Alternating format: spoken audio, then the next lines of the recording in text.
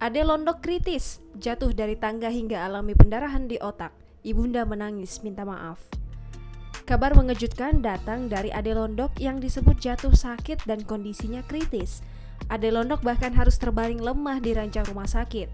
Sang ibunda tak henti-hentinya menangis dan memohonkan maaf pada publik agar Ade Londok segera pulih. Kabar pilu Ade Londok ini pertama kali diunggah di kanal YouTube miliknya Ade Londok Official sejak 15 Maret 2021 lalu. Tampak pria yang sempat ditegur oleh pelawak senior Malih Tongtong ini terbaring lemah di ranjang rumah sakit. Pria asal Sunda, Jawa Barat ini hanya mampu memejamkan matanya seolah tengah menahan rasa sakit. Dalam unggahan di salah satu kanal YouTube-nya terkuak penyebab kondisi pilu Ade Londok. Rupanya Ade Londok sempat terjatuh dari tangga, naas kepala terbentur dan tulang ekornya terhempas ke lantai. Dalam pemeriksaan dokter diketahui Ade Londok mengalami penyumbatan darah di kepala. Hingga kini Ade Londok disebutkan belum sadarkan diri. Setelah didiagnosa ada penyumbatan darah di kepala, kini kondisinya terbaring di rumah dan tidak sadarkan diri.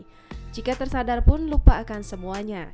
Kini pihak keluarga Ade Londok pun hanya bisa memohon doa. Jangan lupa subscribe, share, komen, dan like ya!